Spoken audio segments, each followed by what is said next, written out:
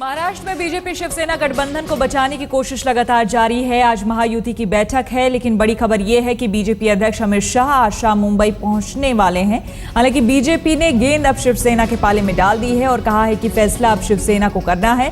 BJP ने यह भी कहा है कि छोटे दलों की सीट को घटाने से ना तो पार्टियां खुश हैं और ना ही बीजेपी। अमृता शेडगे हमारे संवाददाता हमारे साथ जुड़ गई हैं। अमृता, अब ऐसे में क्या तीसरा रास्ता निकल सकता है, क्योंकि फिर से ऐसा लग रहा है कि वहीं पर आकर खड़े हो गए हैं जहां से शुरुआत की थी।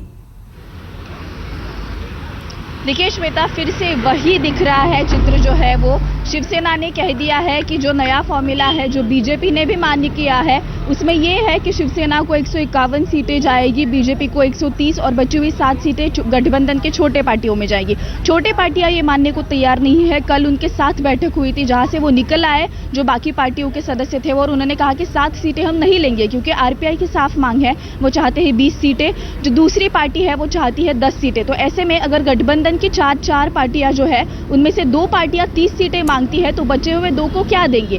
7 जो सीटें शिवसेना और बीजेपी देने को तैयार है वो लेने के लिए गठबंधन पार्टियां तैयार नहीं है। थोड़ी देर में फिर से एक बार मीटिंग शुरू होने वाली है गठबंधन पार्टियों की, और इसीलिए कहीं ना कहीं अब शिवसेना बीजेपी इन दोनों पार्टियों को मनाने की कोशिश में जुटी है कि किस तरह से गठबंधन आगे चला जाए। इतने दिन थे जहां तक शिवसेना मानने को तैयार नहीं थी, बीजेपी मानने को तैयार नहीं थी, अब दोनों तैयार है तो गठबंधन पार्टियों के बारे में कोई सोच नहीं रहा है।